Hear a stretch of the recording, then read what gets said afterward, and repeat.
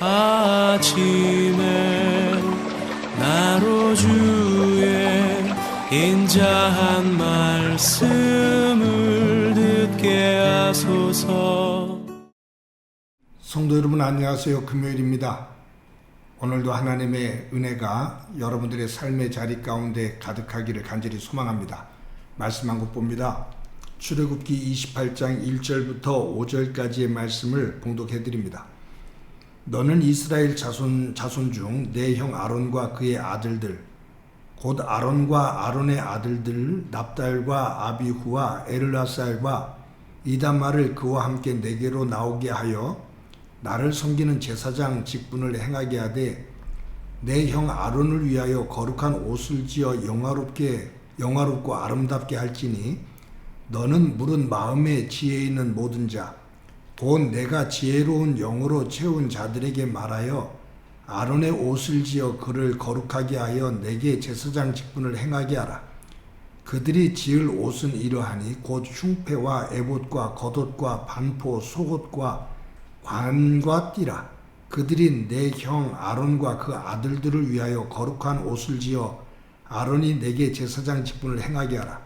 그들이 쓸 것은 금실과 청색, 자색, 홍색실과 가늘게 꼰 배실이니라. 아멘. 사람이 살아가는 데 있어서 꼭 필요한 3대 요소가 있습니다.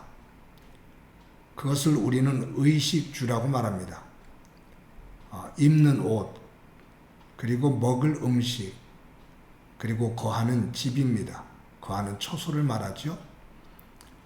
모든 자연은 하나하나가 이 의식주를 필요로 합니다. 아마 모든 자연은 옷을 갈아입죠. 계절에 따라서. 나무는 계절에 따라서 잎을 내기도 하고 그리고 단풍이 져서 떨어집니다. 그 과정은 옷이 계절에 따라 옷을 갈아입는 거라고 볼 수 있겠죠. 동물의 세계를 보면 동물들은 계절에 따라 털갈이를 합니다. 추울 때는 작은 털들을 많이 내고 더울 때는 그 작은 털들을 다 털어내고 긴 털을 가지고 또 조금 더 몸을 시원하게 만드는 그러한 과정들을 거칩니다. 털갈이라고 하죠. 그것은 동물들이 계절에 따라 옷을 갈아입는 겁니다. 사람은 계절에 따라서 스스로가 옷을 만들어서 입게 돼요. 아마 그래서 인간이 이 디자인 개념을 갖게 되는 이유일지도 모르겠어요. 사람은 이 외부로부터의 공격, 어떤 피부의 마찰, 어떤 자외선 이런 것들로부터 자신을 보호하기 위해서 옷을 갈아입습니다. 옷을 만들어서 입는 거죠. 그런데 나중에 사람들이 모여 사는 이 부족 사회가 되어지면서 단순히 사람들이 자신의 몸을 보호하기 위해서 옷을 만들어 입는 것만이 아니라 부족 사회 속에서 어떤 계급이 만들어지고 그 옷은 신분을 드러내는 그런 도구로 쓰여지기도 합니다. 그래서 옷에 따라 그 사람의 직위, 그 신분 이런 것들을 확인하려고 하기도 합니다. 옷은 여러 가지 의미를 가지고 있어요. 여러분 오늘 성경에 보면 하나님께서는 제사장들에게 옷을 만들어서 입혀라. 그러면서 제사장 복에 대해서 이야기를 해요. 그래서 모세와 이스라엘 백성들은 하나님의 명령에 따라 제사장의 옷을 만들어서 그 제사장들에게 입히고 그 옷을 입고 제사장들은 성막에서 집례를 하게 됩니다. 근데 이 제사장 옷을 만드는 재료를 보면 성막을 덮는 첫 번째 덮개, 또 휘장 이런 것들을 만들 때와 똑같은 재료를 가지고 제사장 옷을 만들어요. 속옷, 겉옷, 그리고 거기에 장신구, 관, 띠 이런 구체적인 것들을 하나님께서 만들게 하십니다. 근데 제사장들은 이 옷을 입고 일상생활을 하는 게 아니에요. 일상생활은 그냥 옷을 일반 사람들과 똑같이 입고 생활하다가 성막에 들어와 제사를 집례하게 될 때 목욕을 하고 옷을 제사장복으로 갈아입습니다. 그리고 집례를 합니다. 그리고 집례가 다 끝난 다음에 집으로 돌아갈 때는 제사장복을 다 벗고 일상복을 입고서 집으로 돌아가요. 이것은 뭐냐 하면 제사장 그 사람 자체가 완전한 거룩한 사람이 아니라는 거예요.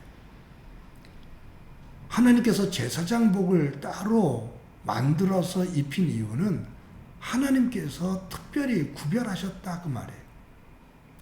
이 제사를 위해서, 이 제사 집례를 위해서 내가 너를 구별하였다. 그 구별되어진 그 시간, 그 직분, 그것을 위해서 옷을 만들었을 뿐이에요. 근데 착각하다 보면 제사장 그 자체가 완전한 사람인 것처럼, 특별한 사람인 것처럼 특권의식을 갖게 되어지면 문제가 생깁니다.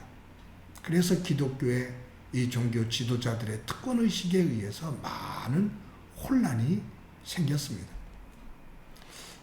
여러분, 우리들이 이렇게 말씀을 이 제사장 복장에 대해서 이야기를 나누면서 저의 얘기를 하나 하면 저는 주일날 예배를 인도하러 올라갈 때 항상 가운을 입습니다.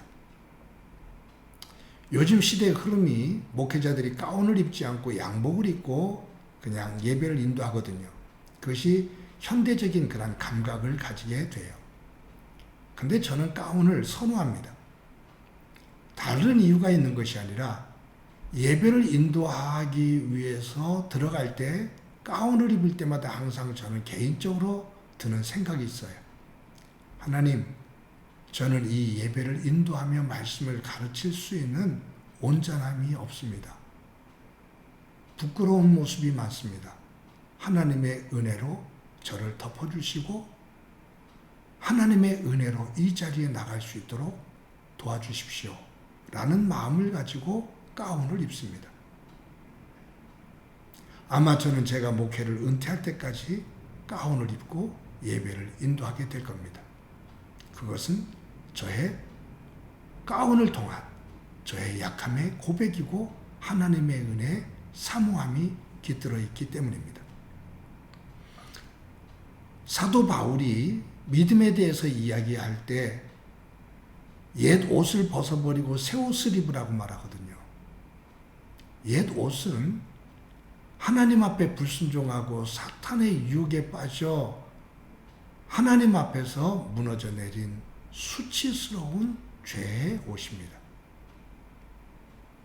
새 옷은 예수 그리스도 안에서 믿음을 가지고 덧입은 은혜의 옷입니다. 바울은 이제 사탄으로부터 입었던 수치스러운 죄의 옷을 벗고 예수 그리스도를 통해서 주시는 은혜의 옷, 믿음의 옷을 입고 하나님 안에서 구별되어진 주의 백성으로 하나님을 찬양하며 나아가자 그 말이에요. 여러분, 우리가 살면서 어떤 옷을 입고 어떤 음식을 먹고 어떤 집에서 사느냐에 따라서 사람들은 대체적으로 성공했다, 실패했다 그렇게 판단을 합니다. 그래서 사람들과 더불어 살 때 옷은 상당히 중요한 역할을 해요. 그것은 나의 이미지를 만들거든요.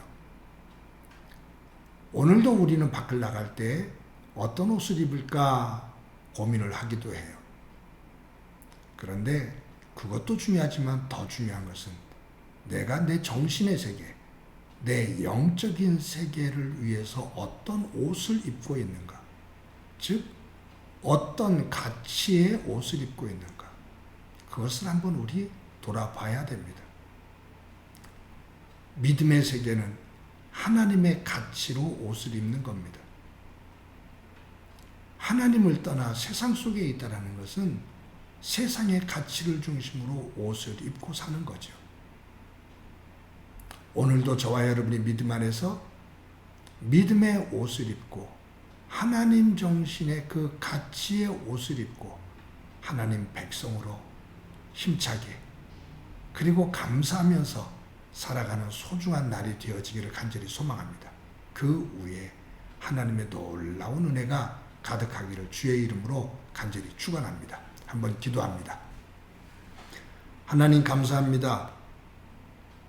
오늘도 사탄이 우리에게 만들어준 죄의 수치스러운 옷을 벗고 예수님을 통해서 만들어주신 믿음, 은혜 옷을 입고 하루를 잘 살아갈 수 있도록 은총 베풀어 주옵소서.